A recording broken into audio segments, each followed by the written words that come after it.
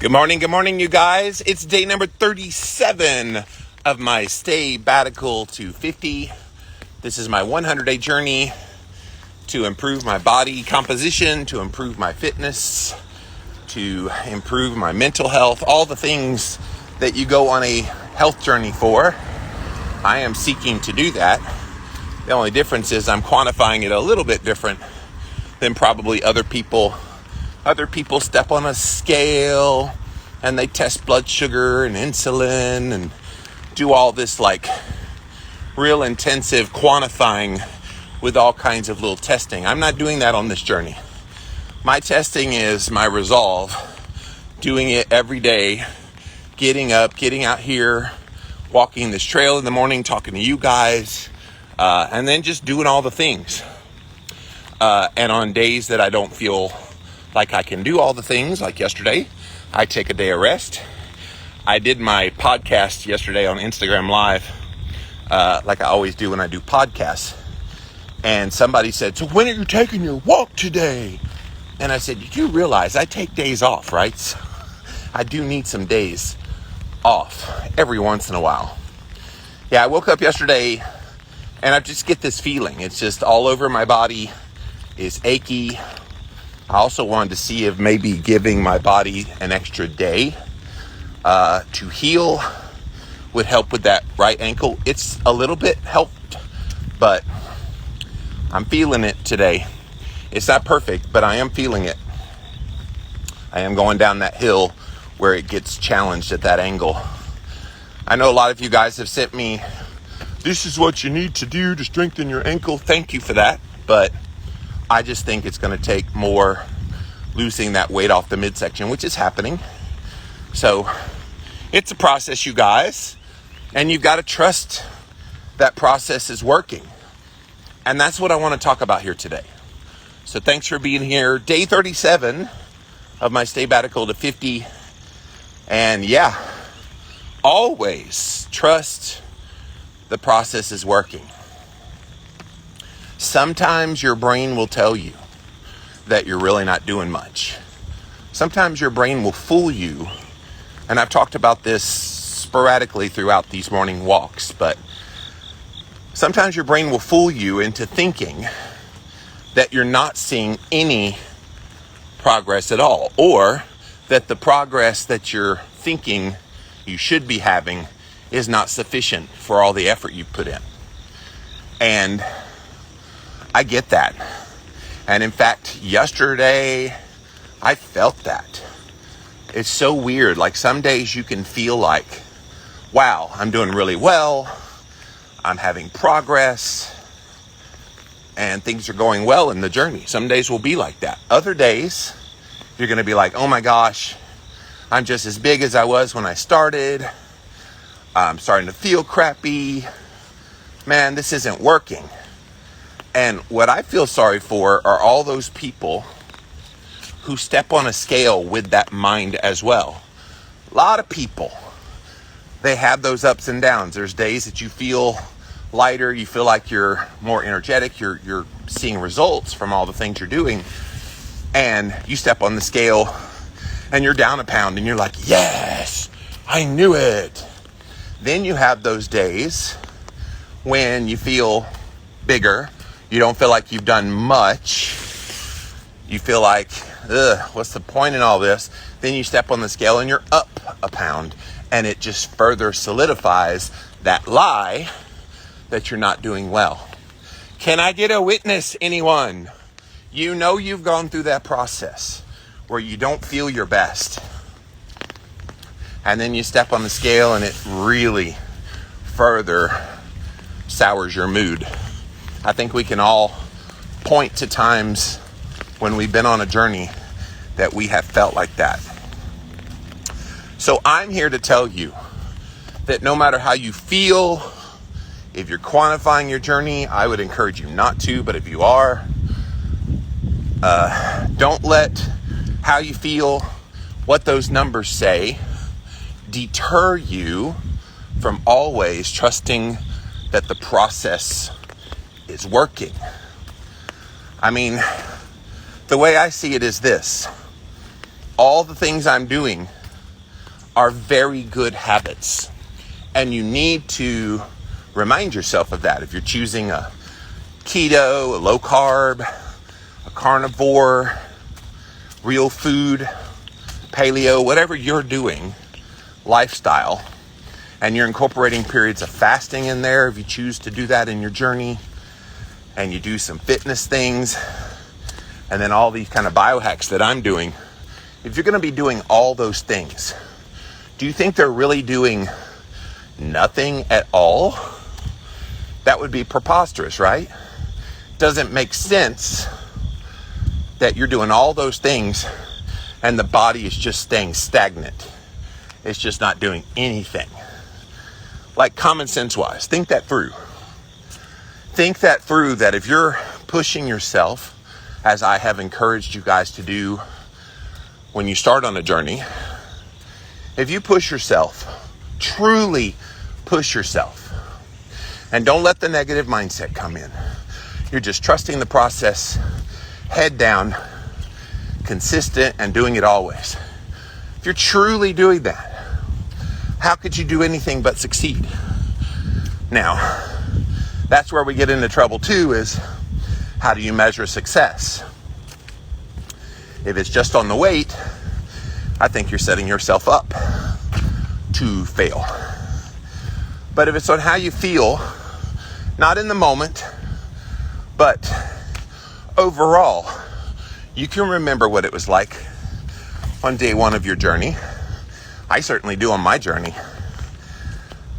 37 days ago, this hill I'm on now was brutal, and it's still brutal, but it's not near as bad as it was. It was really bad day one, and I had back pain and other things to start. Now the back pain's gone, still dealing with that ankle issue, but I know it's better now to walk this hill, and I know that ankle will get better the longer I keep this up. And so you just trust the process. Anybody else get stuck there where you allow how you quantify your progress on your journey to dictate whether you trust the process or not? And it's one of the magical things about not really quantifying. Literally, the only thing I quantify is I'm taking pictures of myself. And even that can psych you out if you do it daily. At first, I was doing it pretty much every day for the first 4 weeks. And it was so incremental in the day-to-day, I concluded that that was just like the scale. And so, for me, I stopped taking daily pictures, and now I'm doing it about once a week, because seeing the daily and not really seeing major changes was just like kind of weighing myself. But then you start looking at day one to now, and it's significant. And so that helps me trust the process more when I see those kinds of results. If we allow our quantification to determine whether we're going to trust the process or not, I think you got it backwards. I think your default should be trust the process always and know that it is working. Now, we'll give one caveat on this. Make sure whatever it is you're doing in your protocol on your journey has been proven to you. In other words, I'm doing carnivore. I've done that a while. It's proven itself to me. I've done fasting. Done it a while. Proven itself to me. I've done every one of these biohacks. From the walking to the ice baths to the red light. I've done all of them. They've proven themselves to me. The only thing I didn't have with all of them was the consistency. And when you're consistent, that leads to results. And trusting it trusting that doing all those things is actually working. The moment you stop trusting is the moment you've let your guard down. You've got to imagine on any given journey that you're on that you're under attack, because you are. Your own mind is being attacked. Other people might be trying to discourage you. Life itself will definitely attack you at the worst possible moment. And that's why you've got to be on guard. That's why you have to guard your heart and your mind and your body to always trust that the process is working. Don't take your eye off the ball, as they say. You know, it's really light rain. I think I'm going to take this down. It's supposed to be pouring down rain in about 15 to 20 minutes. So I was like, I'm going to bring the umbrella just in case. But what do you think about this, guys? Do you have experience where you've started something and at some point you psyched yourself out into thinking it's not doing what you expected it to do? And so you stop trusting the process because you don't think it's working any longer. And so you quit. You get demotivated. You feel like it's not even worth your time and your energy, and you feel like a failure. Am I speaking to you? Because if I'm speaking to you, this is who I'm doing this for today. I want you to know that it's all a part of making your mindset that you're always going to trust the process. It's working. You don't have to always feel it. And I would say a lot of times you won't feel it. You won't feel that it's working in the way that you wanted it to. Feeling and doing are two different things. You might not feel it, but it could still be happening. And I want to encourage you guys with that today, that we can't always trust when we're on a journey that things are working. Look, my right ankle is still tweaking me a little bit. And so it's easy when I've got that kind of thing going on for me to feel as if my belly's gotten bigger. It has not. Make me feel as if I don't have the energy for this. I need to quit. That's bullshit. I'm able. I'm here. You do all the things. Why? Because you tell your mind that you're always going to trust the process and know that it's working. Somehow, some way in the body, right now, at your lowest point where you don't feel like things are going well, at that lowest point, and you're still doing all the things, something good is happening. You got to tell yourself that, you guys.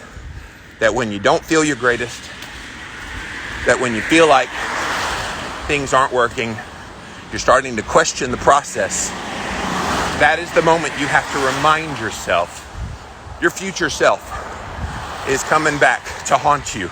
Because your future self says, we're not going to stop right there. This is a little bump in the road. Yeah, mentally, you're going to have challenges, but you are not failing. Did you know your blood sugar is going down right this moment?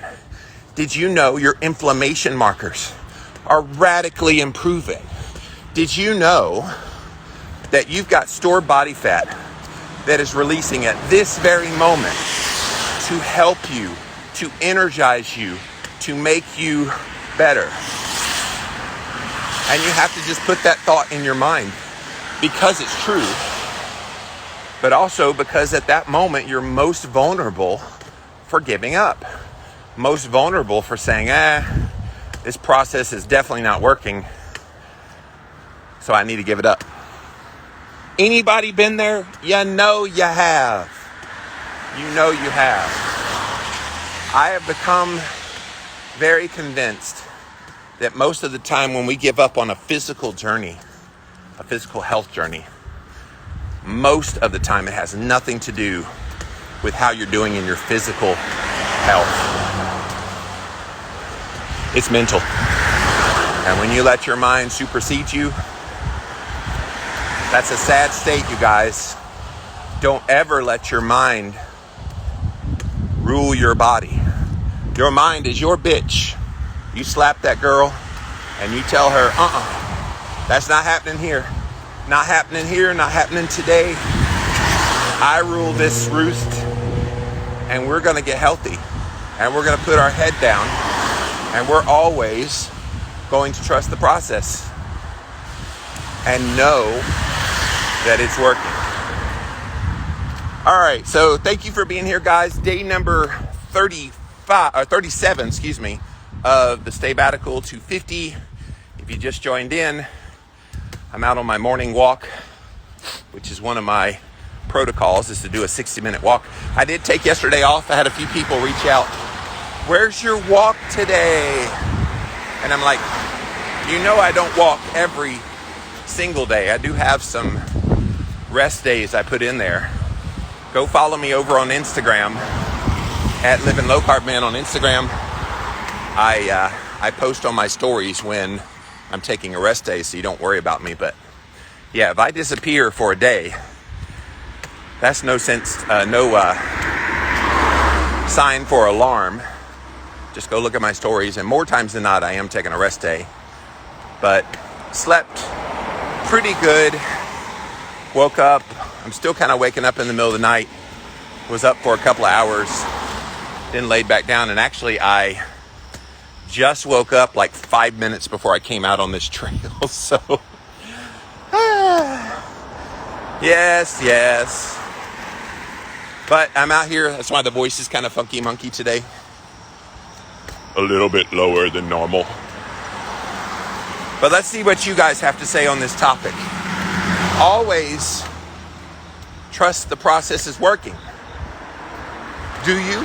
Do you always, when you start on a health journey, trust that what you're doing is benefiting you, helping you?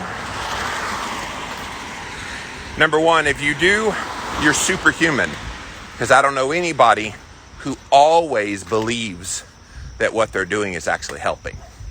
I think it's very natural to have that little bit of a hesitation in the back of your mind that what you're doing is absolutely benefiting you.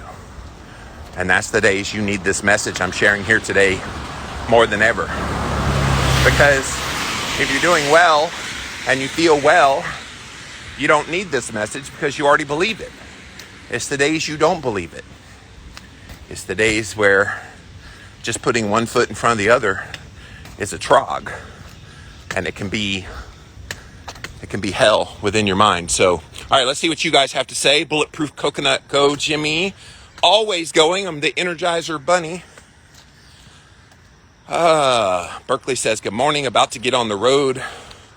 Coming down to South Carolina. Well, welcome to God's country, Berkeley. When you get here. Ashton says, good morning. Bulletproof Coconut, I don't need or want the scale because I can tell if I'm losing fat or not without one. A lot of people can as well, but this goes to what I was saying about the mind superseding any of those physical signs. When your mind is a little bit weaker because you're not feeling great about your journey or whatever, your mind can fool you into thinking, okay, I feel heavier today. And then those people that step on the scale, it shows they're up 1 pound. And yet, in actuality, they may be down a couple pounds in body fat and up, down 1 pound in body fat and up 2 pounds in muscle. It shows up as a 1 pound weight gain. Did they do bad? No. So, reminding yourself of that. Things are still doing good if you're following a protocol and you're always trusting that process. That word always is primarily for the times when you're feeling down on yourself. Because you don't need the always when you feel good and positive and knowing that things are working and you feel lighter and feel more energetic, blah, blah, blah. Those aren't the times you need that word always. Always is always for that time when you're not feeling great. And that's why I'm trying to communicate here today. Watching from Queensland, Australia. Well, thanks for being here, Ozgirl. Trying to think, 8 o'clock in the morning. Wow, it's very late in Australia. It's like midnight, 11 or 12 at night. Kudos to you for being up, watching this crazy American hobbling on this trail. Linda says, only got in half a walk yesterday before the 5-year-old grandson woke up. But then we stacked a cord of wood later in the day. Well, yeah, you got in some workout yesterday. That's awesome, Linda. Yeah, I miss you guys when I don't do my walk. And I thought about going live on a rest day. But a rest day is a rest day. Not just physically from the walking and all the things I do, but even just all the extra things I do mentally, which this is included, and I love it when I'm on, but some days I just need a day off from this as well. So thank you for understanding that. Eating Clean says, when I started on carnivore, I gained 5 pounds for 2 months, and that's normal, by the way. A lot of people switching over to a meat-based diet, they see a temporary rise in their weight.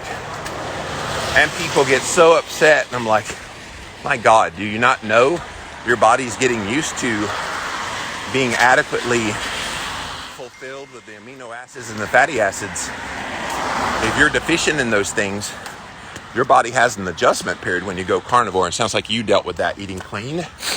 I almost quit, she said, but kept going. Within 3 months, I reached my goal. I'm glad I pressed on. Yes. Yes, yes. And that's why you also, early on, need to trust the process. Early on in your journey. Thank you for bringing this up, Eating Clean. When you first start, you just think mountains are supposed to move and belly fat's supposed to just wiggle and jiggle and get the hell out of your body. You just think that. And part of that is the expectation of other people's journeys. Well, they lost X amount of weight in the first few weeks, so therefore I should. And so when you don't, you fool your brain into thinking you're not doing well. Kudos to you for pushing through that, trusting the process, because that would be the moment that a lot of them would just give up. Good morning. And so you did it, and kudos to you for then reaching your goal. Could you imagine if you gave up after that 2 months, and then knowing that just a few months later you would hit your goal of what you were intending, but you gave up at the 2-month mark? What would you do? You'd go back to carbs? Go to a low-fat diet? What would you have done? And then you would have not only not reached your goal, you would have put yourself even further away from your goal. This is something to keep in mind as well, guys. When you start on a journey, look at other people that have been on a similar journey. And I'm not talking about the perfect Instagram version of people. I think about my friend Suzanne Ryan. She's Keto Karma over on Instagram and YouTube. She started her journey several years ago now, but back before she was a famous diet book author, cookbook author in the keto realm.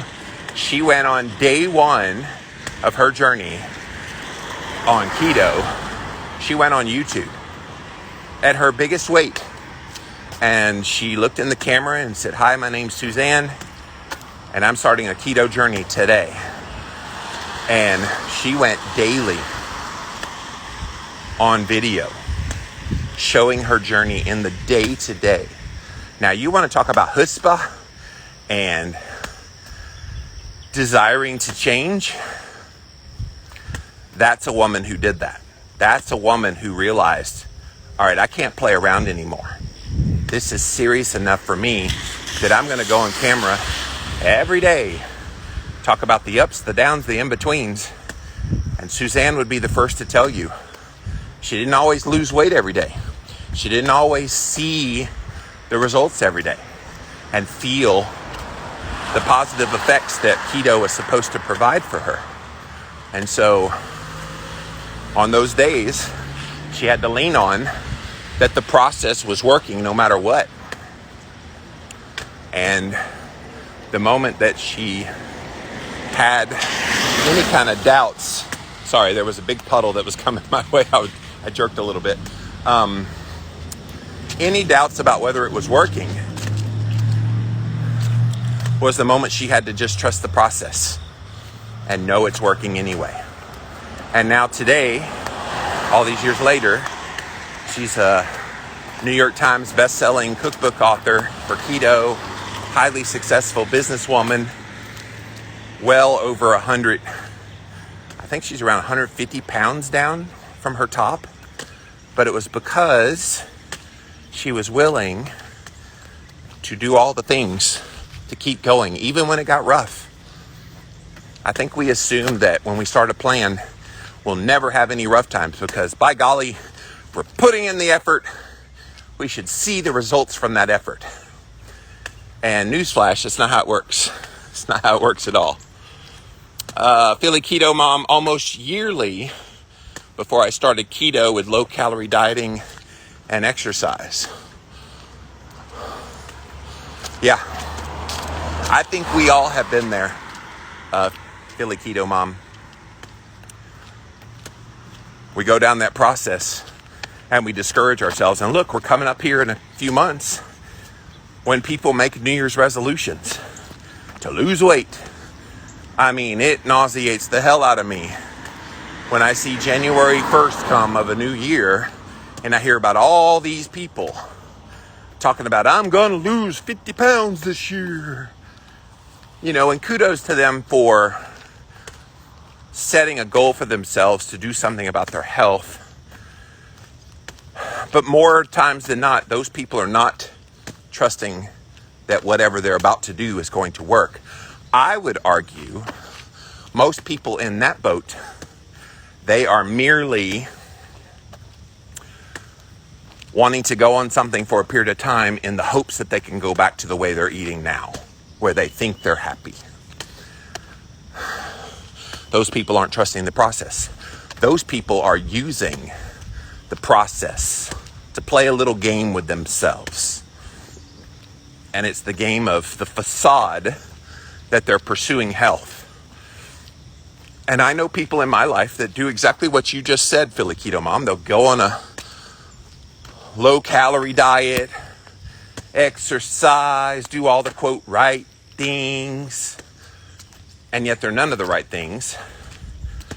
And then they reach a certain point where they're frustrated and they just give it all up. But they say, see, I've tried everything. I gave it a go, Jimmy, it just didn't work. And nothing of the sort is true. Everything about their journey was about temporariness, not a permanent lifestyle change, not something that's going to stick, not something that if they had to do it, they could do for the rest of their lives. It was just merely, let me go on this. And everything's just going to magically fall into place. No. Not going to work that way.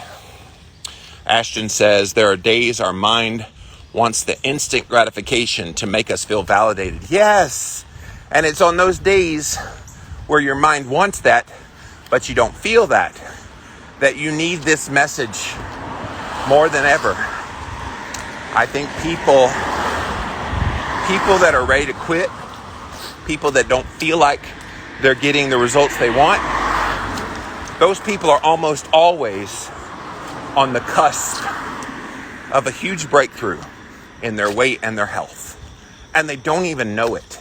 They don't even realize how close they are to the thing that they're desiring the most. At that very moment that they want to quit, That very moment when things seem the most bleak, that's the very moment you've got to keep going. You've got to just trust that the process is working. It doesn't matter if you feel it or not. The process is working if you're working the process. What happens, though, is people's minds get discouraged and they start to veer from the process. Well, my body's not going to give me any weight loss. I might as well go get some potato chips, right? Or, well, I miss fast food, and so I'm gaining weight doing all this keto crap, and it's just not working, so I'm just going to go get some fast food. We've all played that game, guys. This is not new. This is something that is very much a part of the human experience. We think we should just constantly turn around. We should just constantly be seeing progress and feel the progress and quantify the progress. No, stop it. If you're doing that to yourself, you just want to fail. Again, it's why I love my journey here at day 37 of this sabbatical to 50. 100 days I'm at this. And if I was stepping on a scale on the regular,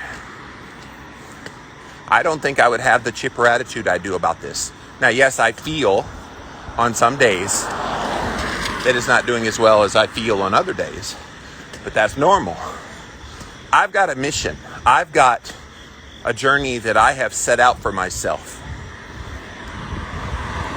I have specific goals, not tied to a weight loss, not tied to anything else other than I want to see if I can do this.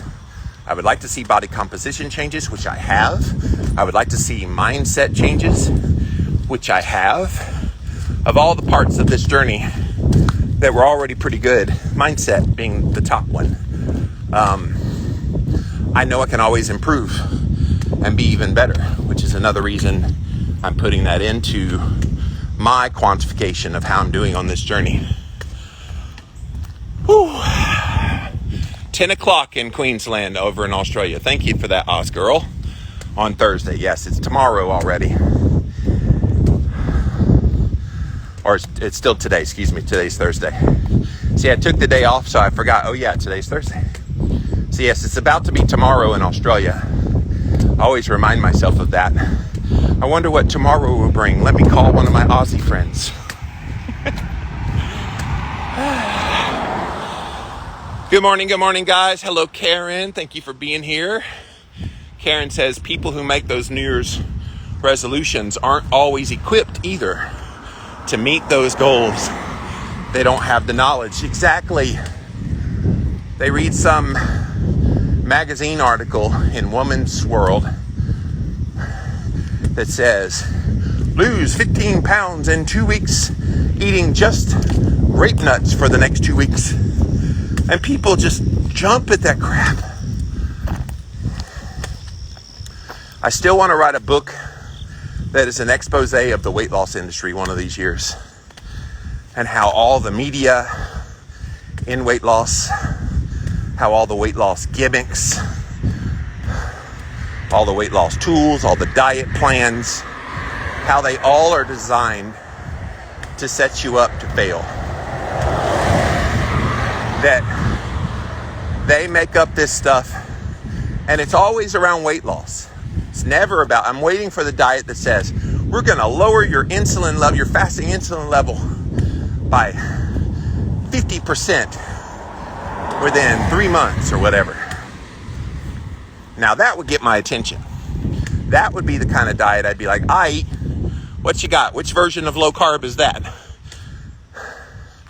But this weight loss thing is just nonsense. It always has been. What if you're 500 pounds? You can lose 15 pounds in 2 weeks. Yeah, I poop and I lost 15 pounds in 2 weeks when I'm 500 pounds. And then you've got a woman who's not really fat. She's 140 pounds, but thinks she's fat and she hears lose 15 pounds in 2 weeks. That's unreasonable. As a percentage of her starting body weight, that's unreasonable. So I hate it when they put that quantification of how much weight you can lose in a short amount of time. That doesn't apply across the board. Come on. Yes, I'm going to write that book one of these days, because the ugliness of the weight loss industry is about as evil as it comes, almost as much as the pharmaceutical companies, and in some ways more, because when you don't lose the weight doing whatever magic potion and trick and all that stuff, then you get unhealthier, which then leads you to the medical system, which then puts you on medications to deal with the thing that, if you'd gotten proper nutrition, would have fixed it to begin with. So the food industry, the diet industry, they are just as complicit, I think, in getting people on drugs that they don't need as anything. And in fact, a lot of the food companies that sell junk food, they sell both the junk food as well as the diet food. They sell both of them. And so, funny, huh? They get you addicted to one until you get frustrated by the weight and health consequences of eating the junk food. And then they're like, oh, come over here. We've got Slim Fast. We've got Dexatrim pills. We've got this magic potion and that magic potion to help you lose weight. Plant-based, low fat, low calorie. Watch the pounds melt away. Yeah. And then when you get frustrated with that very inadequate plan, you go back to the junk food again. They're making money off of you coming and going. And a lot of people don't even know that. But yes, they need to be well equipped, which is why I don't stop talking about keto and carnivore and healthy fats and crappy garbage. All of my messages, which I've done for 17 years, they are the same. They stay the same because people still need it. And they just haven't gotten to this one yet. They keep defaulting to all those things that they're, quote, supposed to do, and still not figured out that they're doing the same thing over and over again, expecting a different result. And it's time that they end the insanity. Welcome, guys. Hey, keto to carnivore mama. Thanks for being here. Karen says that book would be amazing. Write it. Well, I'm in the midst of writing another book right now with my best friend Brittany, The One Step Deeper Journal. It's a mindset book. But yeah, it's on the agenda to write the weight loss industry expose. And look, I think it's just a further extension of the lies we've gotten from the FDA with the dietary guidelines. That's going to be a big part of this concept. The lies we've heard about prescription medications. Weight loss industry, you are not off the hook. And it's just sad so many people have fallen prey to their tricks. Once you're on to them, and once you realize how much they have destroyed our health, all at the holy altar of weight loss, it's going to make you mad. It should make you mad.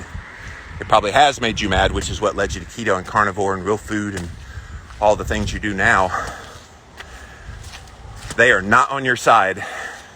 And I think the big litmus test for whether something is helpful or not in terms of helping you lose weight, if they don't put the heavy emphasis on real, whole, natural foods as part of their nutritional health protocol, run. All these companies that make products that, This is the stuff you need to eat. This is the only food you're allowed to eat. And it's a mixture of some food with some not food. And it's this whole program. You buy all these foods, I guess, to partition out all the perfect calories, blah, blah, blah. You got to teach people how to eat well and how to nourish themselves, not obsess about the calories. Be mindful of how much energy you're taking in, but not obsess about it. Learn how to cook again. My gosh, how many of our problems in our health and our weight would get better if people just knew how to cook? Seriously. I was very lucky because when I was a little kid and Mama became a single mom with 3 kids, my older brother Kevin, my younger sister Beverly, when Mama was alone and had no help as a parent, I would try to help her. And one of the ways I did that was I was always fascinated watching her cook in the kitchen. And so I would surprise her with having the meal on the table. I would experiment trying to make different dishes. And as I got older, I just continued to do that. Mom always joked, you're going to make a girl happy someday for knowing how to cook.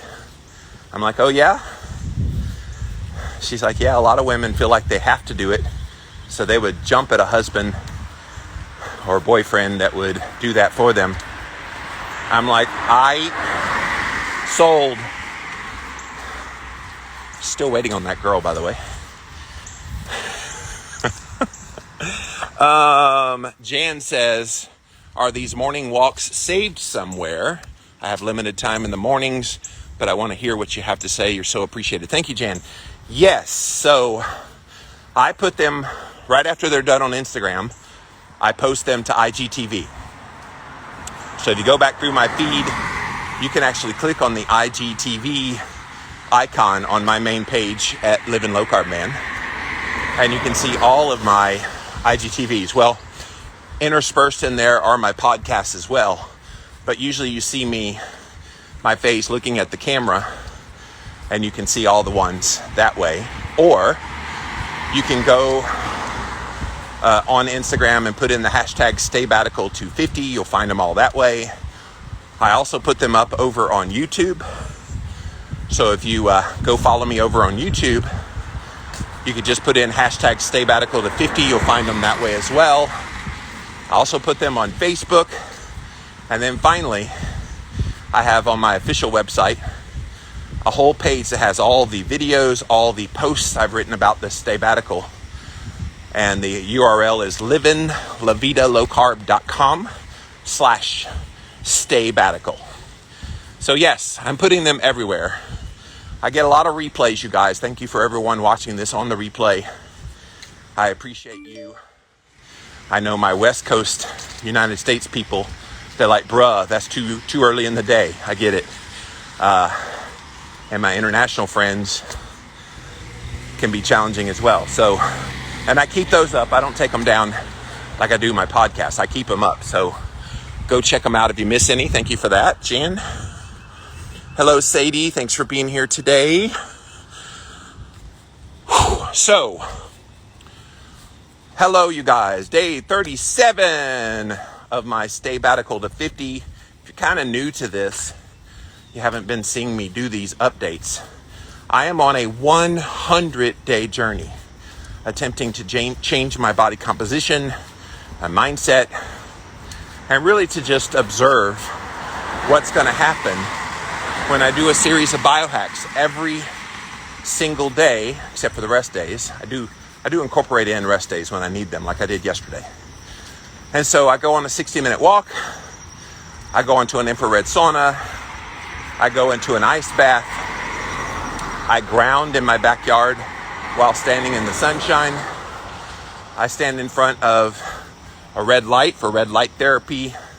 I stand on a vibration plate to get the lymph to move. And then I do some meditation. Those are all the physical things I do. Then on the odd days, I am consuming animal-based foods only. And on the even days, I'm attempting to do at least a 24-hour fast. And so that's the protocol. That is what I'm currently doing for 100 days. Day number 37.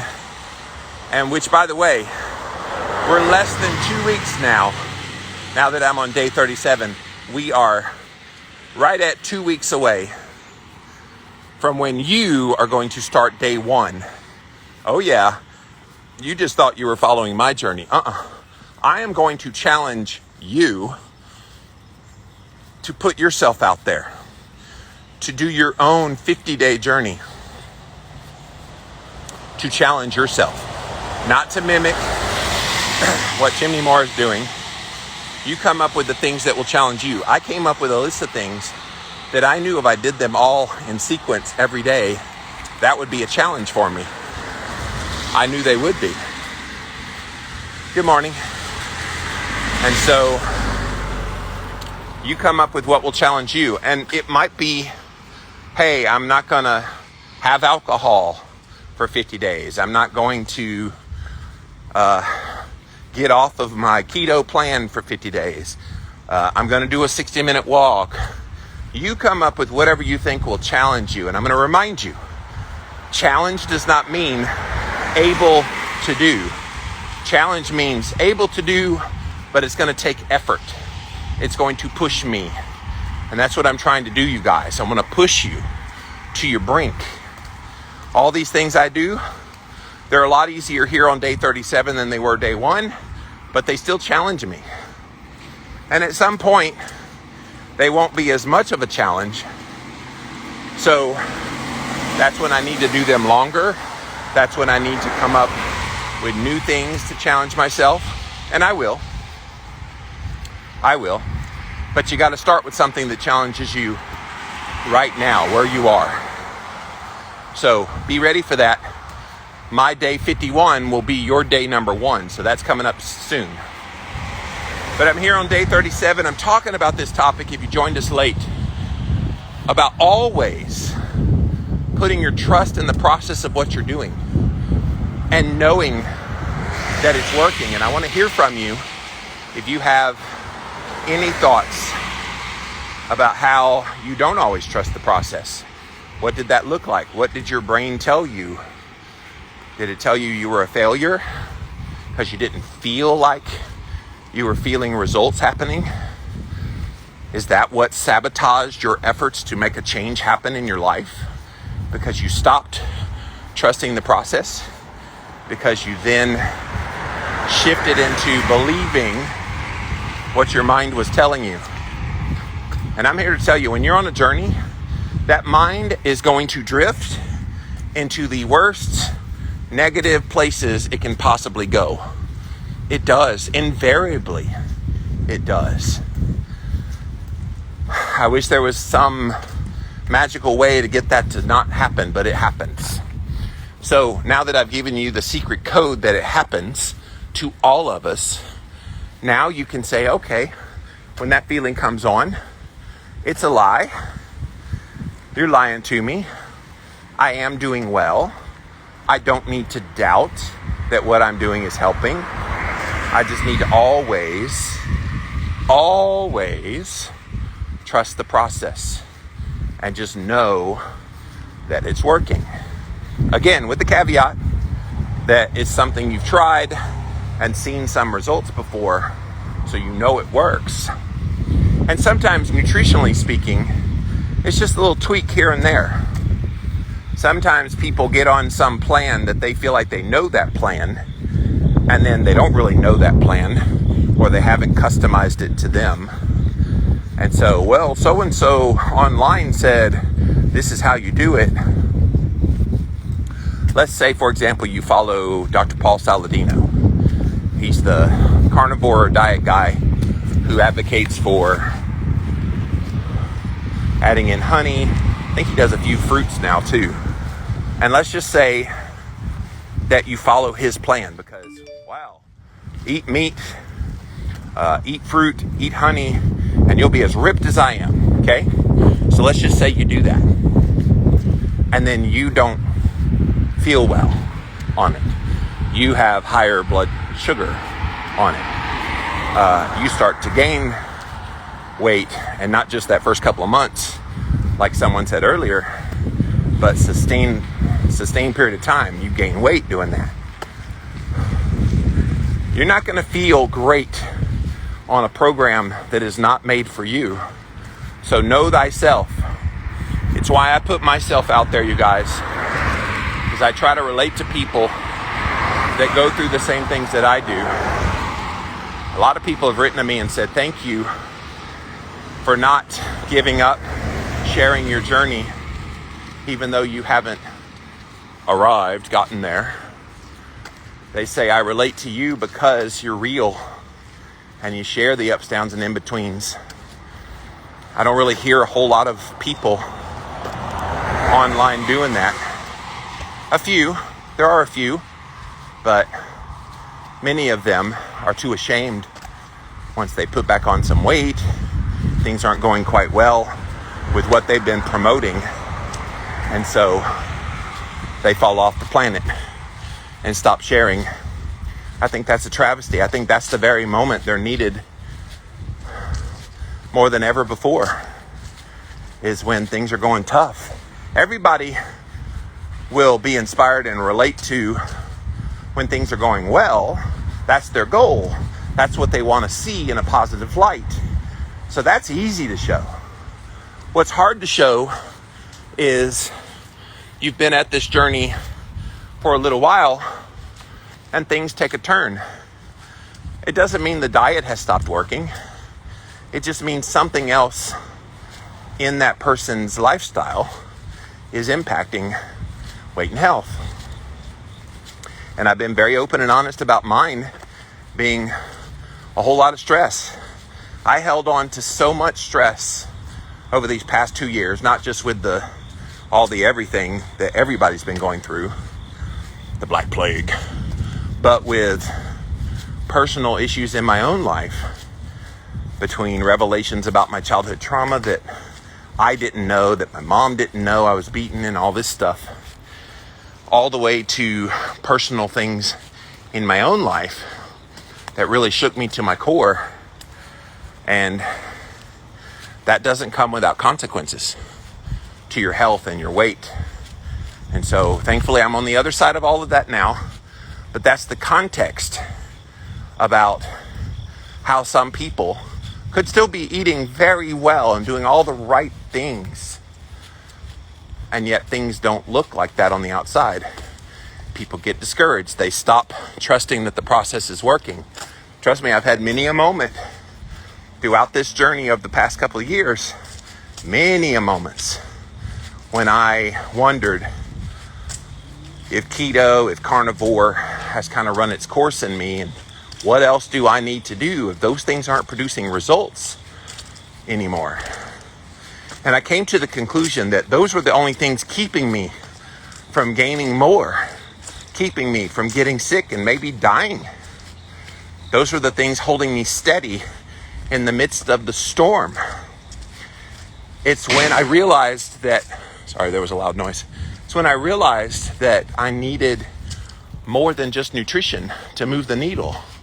And that makes people so mad. They're like, but I know people, they never exercise. They just start eating carnivore or keto, and the weight just pours off their body.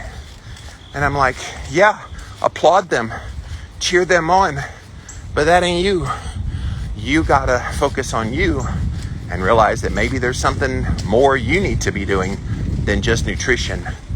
It's one of the reasons I hate kind of the diet book industry as well, is it's always about, yes, go on this diet and everything gets better. No attention to gut health, no attention to stress, no attention to genetic markers. None of those things, which can impact your weight and your health. They don't want to look at that. They just want it to be diet. Even when I wrote Keto Clarity, you'll notice I did not call it the Keto Diet Clarity. I didn't. I have always abhorred the idea that it's just food alone. Melissa Hartwig who does the Whole30 program. She wrote a book with her then husband called It Starts with Food. And I always loved that title. That title implied that health is about more than just the food. It only starts with the food, and it does. It starts with the food. Not it starts and ends with the food. It starts with food. And so when you see it as that way, you get the food right, and that could take an adjustment period to get the food right. But you get the food right, then you want to move. Then you want to add in other things, de-stress, getting good rest at night, on and on and on, all the things that I'm doing in my protocol. That's when you want to do it. But it's not just the food. Philly Keto Mom says, I notice that as I'm getting older, I am more trusting of the process because the quick fixes have rarely ever worked in the long run. Yeah, that's called wisdom. You have learned the lesson of life that nothing worth having in this world is rushed or out of the timing that it takes to get there. I think we put expectations of weight loss, expectations of time constraints on any given journey, and that sabotages us. And you're right, it happens as you get older. When you're younger and you're more vain, those things matter to you. It's something that has come with age, she says. Yes. And it hits you ladies harder because there is an expectation in our society that women are supposed to look young and feel young and be young forever. I so hate that for you ladies because that's unreasonable, especially when you start getting into your 40s and all the fun changes that happen in your 40s and 50s. I don't know how you're supposed to keep that same mindset, but good for you figuring out that the quick fix is not the way to go. It is amazing though, such pressure put on women, and especially younger women, to look a certain way. I've got some young women in my life who are friends, and yeah, it's brutal. The kind of psychological warfare they play with themselves. They could be on a journey to better themselves, and yet the weight on the scale isn't budging the way they want to. But then you look at pictures of them and you can see they've clearly gotten better, but because the weight wasn't moving, they feel so defeated. And I'm like, ugh, can't wait till you're old enough to know that's bullshit. So, yes. Del Nor says, if I eat honey, it leads me to wanting cake and sweets. Yeah. Look, I admire people like Paul Saladino for pushing the envelope and always kind of testing the brink of what people believe. I don't always believe everything he or anybody says, but it's good to push your beliefs. Like last Friday, he did this anti-keto rant. And it's like, all right, I'm the keto guy. Let's see what you got to say. And I listened to what he had to say. Disagreed with several things he had to say. But then other things kind of made me think, okay, that's interesting. So I always admire people that will make you think. Because that's how you learn. And if you know honey makes you want all the sweets in the world, that's good information for you to avoid that honey. I mean, look, it's still got sugar in it. Yes, it's natural. It's from a bee. And don't come at me with, oh, it's from an animal. No, we're not playing that game. We're not playing that honey is carnivore. No. Cannot, will not convince me of that. If you're insulin sensitive and you have no weight issues and you want to add some honey to your diet, you go for it. But if you're insulin resistant, which is almost 9 out of 10 people, and honey exacerbates the insulin resistance, puts on weight, raises blood sugar and insulin, you avoid that. This is the problem with guruism online. Don't follow a guru. Listen to gurus. Listen to what they have to share. But they are not God. They are not going to be the be-all, end-all in knowing your body. They're giving general advice of things you can try.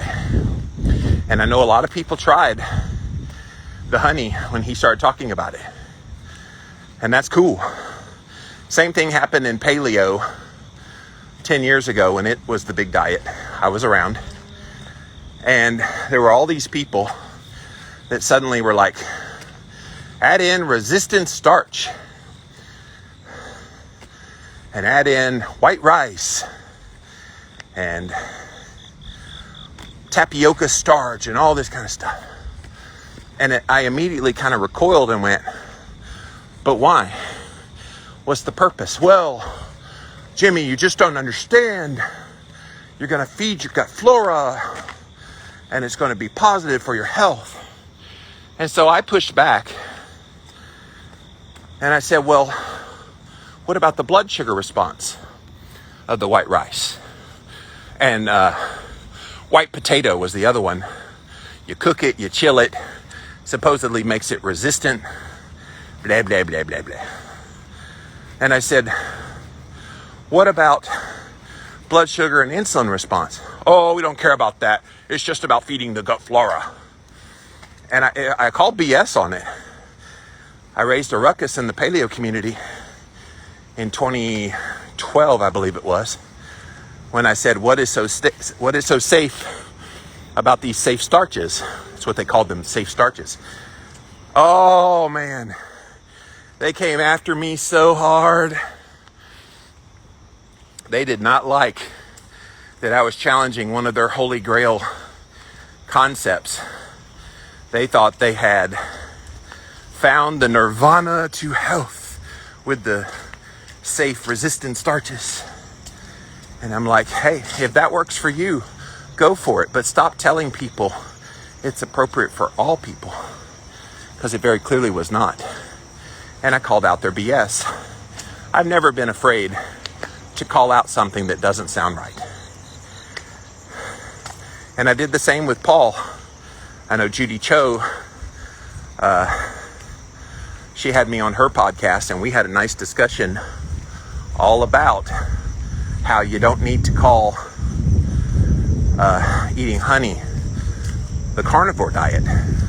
Call it carnivore plus honey, but don't call it the carnivore diet when you include honey,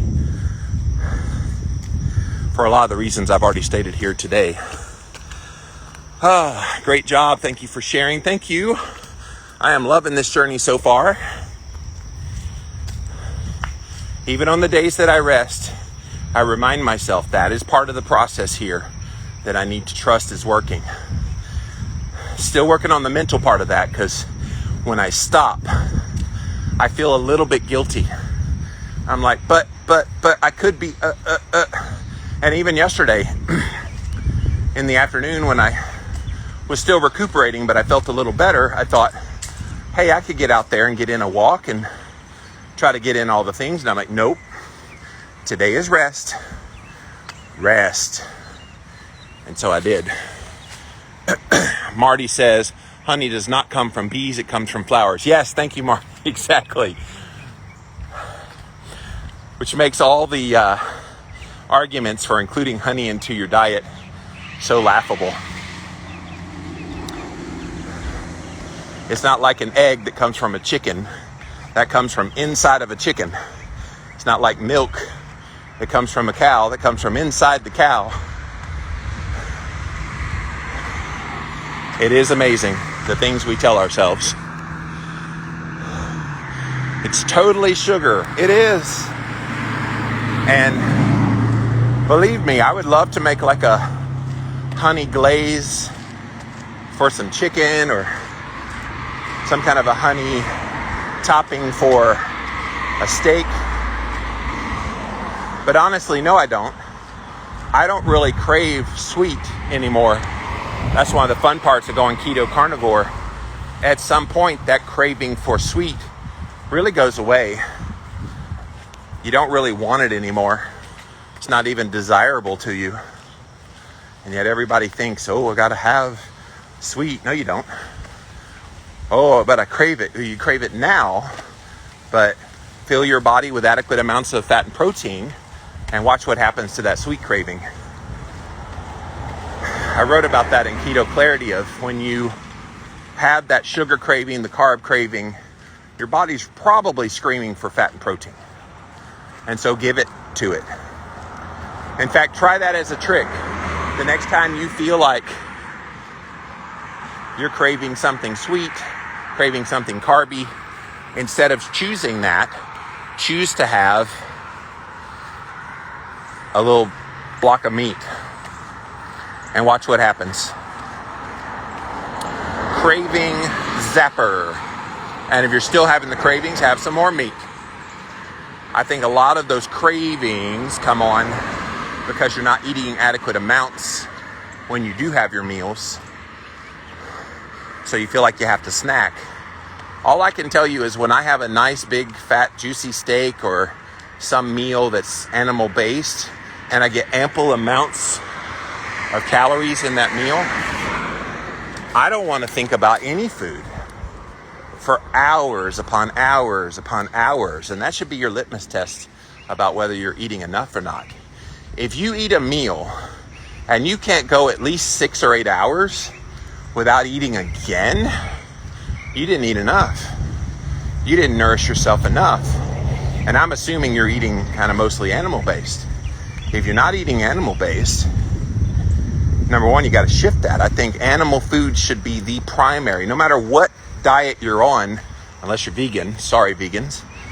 But no matter what diet you're on, you need to make the preponderance of the calories coming from animal foods, because that's going to be the basis for nourishing you and giving you the basic building blocks. Now, if you want to add things to that, like honey, like all the other things that other people talk about, great.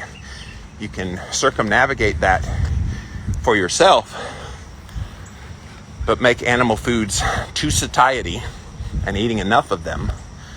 That'll put you in a good spot. I lucked out, you guys. It's just now sprinkling a little bit harder than when I started, but I survived really not needing the umbrella for most of this walk. I do like that little light drizzle as I'm walking, and it's light enough that I wasn't worried about my phone getting drenched. But day 37 of my Stay Batical to 50. Thank you guys so much for joining me on my walk today. Yes, I took a rest day yesterday. Feel great today. That right ankle that was still tweaking at the beginning of the walk feels great now. It's amazing getting the blood pumping makes that feel better. But thank you for hanging out with me. As always, if you want to see any of the past videos, somebody mentioned it earlier, but I'll repeat it here. Go to livinlavida.lowcarb.com/staybatical. We have all the videos up. We have all the posts I've written on social media about this. So if you've missed anything, what's that vibration plate? What's that red light thing? Just go read over at my website. We got it all there. We appreciate you hanging out. Appreciate your support. You guys following my journey. It means the world to me. Thank you a lot. I really do appreciate that. You give me motivation to get up in the mornings and get out the door. I literally woke up 5 minutes before I got out here today. I was up in the middle of the night, went back to sleep, and next thing I know, it's 7:25. But we made it. My voice was a little lower at the beginning of this. I think I'm awake now, so I'm out of here for now, you guys. Go have a wonderful, wonderful day, and we'll see you again soon. Bye, everyone.